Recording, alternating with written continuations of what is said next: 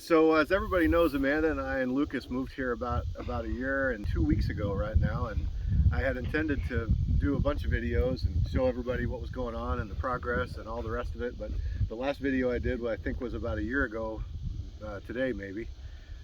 Anyway, everybody knows I've been affiliated with Partners in Action in Phoenix for goodness about 10 years, starting with Jerry Bowman. And I'm lucky enough today to have Partners in Action's executive director visiting and helping us ranch and see the place and talk about his ministries and talk about what they're up to in Bulembu, and also help us around here, including rebuilding this loafing shed. But anyway, I wanted to just kind of talk to Joshua and have him share with everybody the amazing things that he's got going in his ministry, and nobody can explain it better than he can. So can you start just by maybe an introduction and tell a little bit about Partners in Action? Yeah, thanks, Dan, and it's a real privilege to be with you on your farm here. 4610, taken from Psalm 4610. What a beautiful story to incorporate in your farm life. So I'm a third generation Swazi. I was born in South Africa, and my family had started a ministry in this small country called Swaziland, which now is the Kingdom of Eswatini. Amazingly, my world collided at about 10 years old with Partners in Action in Phoenix, which like you said, you're affiliated with. To clarify that for Dan's friends, Dan helps us steer the ship financially as a voluntary CFO, and he's really helpful anytime we have any financial questions. So we're really grateful for your help, your years of serving PIA. Partners in Action partnered with my family in Swaziland and another group of founding members to buy out this abandoned mining town in the country that I grew up in. The problem we were facing is an HIV epidemic that was killing off the parental generation. AIDS was ripping through Swaziland and still is to today. There are 350,000 orphans in a tiny country with only 1.2 million people. So in 2006, Partners in Action partnered with us in Eswatini to buy out this mining town and repurpose it to be a self-sustaining community with the goal of looking after orphan and vulnerable kids. And that's what we've been doing ever since. I was privileged to grow up on a farm a little smaller than this one that Dan has here in Texas. I grew up on a Swazi farm with 50 kids, and then we expanded up to Bulembu with the purchase of that town. Can you talk a little bit about how many orphans how many kids you're caring for in Bulembu today? Yeah, so in the town there are 368 orphan and vulnerable kids.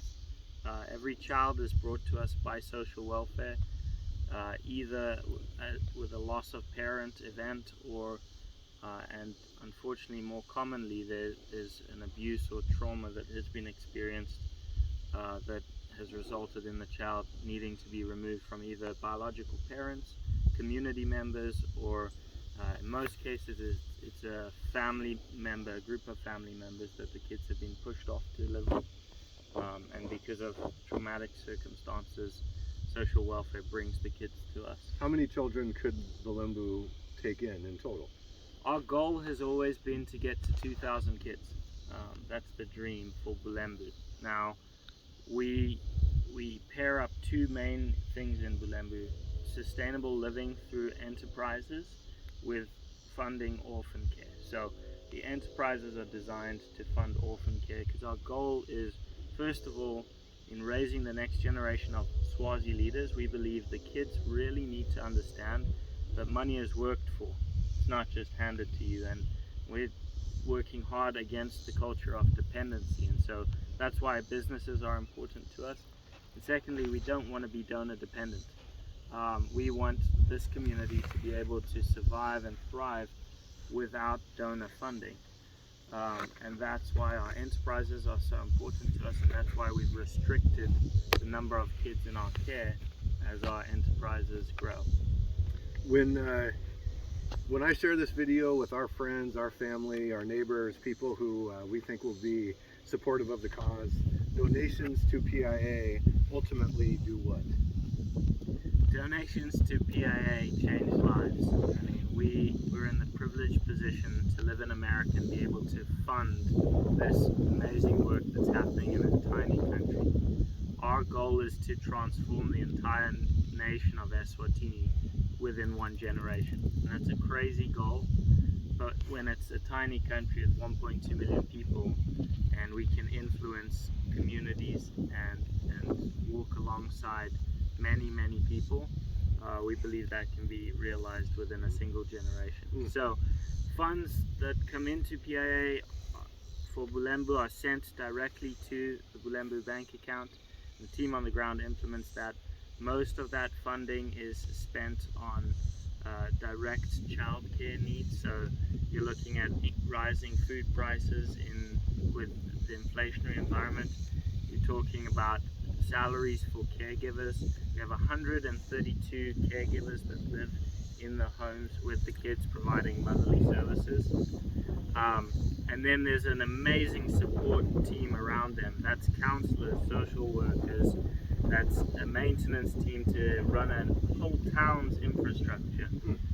So there's an incredible group of people on the ground in Bulembu making the wheels turn. There are about 400 people other than the kids living in Bulembu today to make the town thrive. So that's through the businesses and the maintenance teams and the caregiving teams. There's about 400 staff members to the 368 kids. And in addition to that, you personally and your family are visiting regularly and personally overseeing it to make sure that everything is being apportioned properly and that the kids are being cared for and that all the monies that are being generated are being used for all the right causes. Yep, that's exactly right. I have the privilege of visiting very frequently. In fact, for the remainder of the year, I'll go 3 more times. I'm really looking forward to that. And yeah, if any of you are listening to this and thinking you want to experience Southern Africa, please come with me on a trip. I'd love to show you my home country. You know, I'll link the video that you sent us that we watched last night to this video. Nothing like I had envisioned. I was kind of picturing, I don't know, straw huts and whatever, but it's a beautiful community, very well done, very well renovated from the original use as a mining town, and truly beautiful. I think everybody that watches this will be surprised. Tell us a little bit about your background and your being saved by Jesus. Yeah, so born into a Christian family, really blessed to have amazing parents, strong in their faith.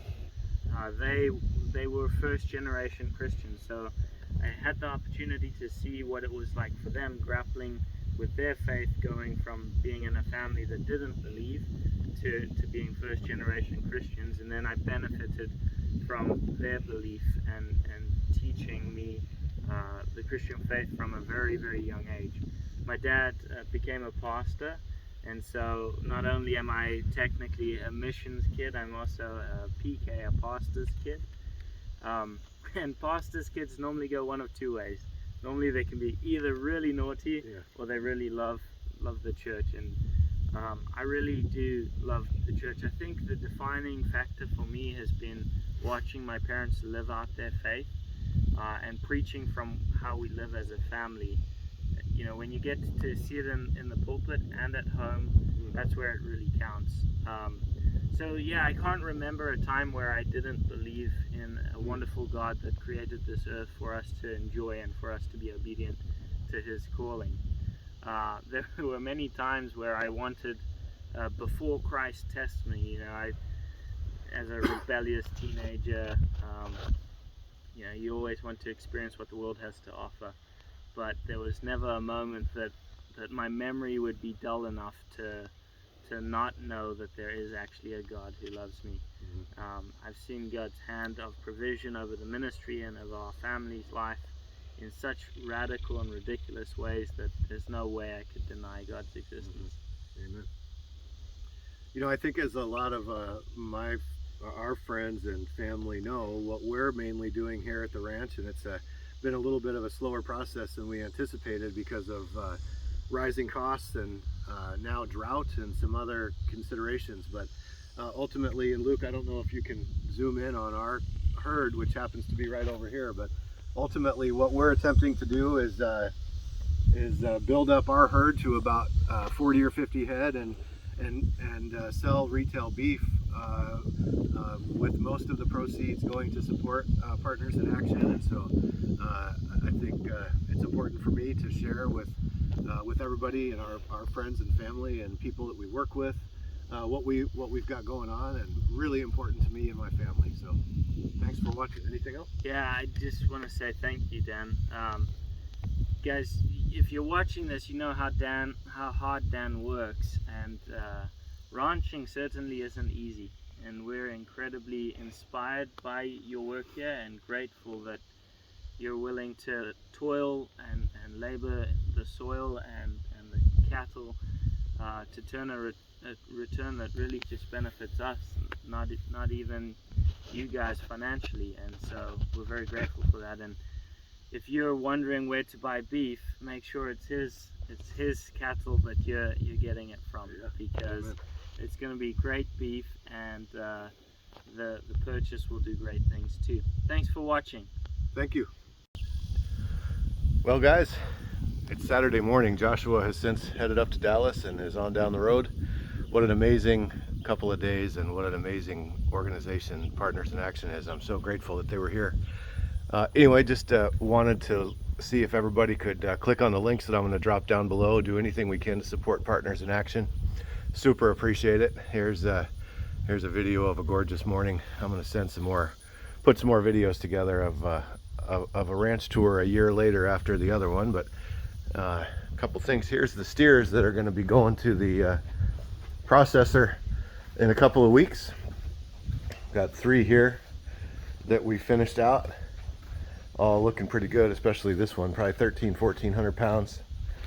And then while I'm on the subject, I just noticed that a couple of our cows had come up to this front area, and one of them is our little first calf named Junior. I always said we're never going to name him, but lo and behold, we always do. Anyway, let's go see what Junior's up to. Gosh, what a gorgeous morning. It's been really hot around here, and it's just a nice day. Anyway, where's Junior? Hey, there's Junior. Hey, Junior, smile for the camera. Anyway, anything y'all can do to help out Partners in Action, greatly appreciated. Until next time, see ya.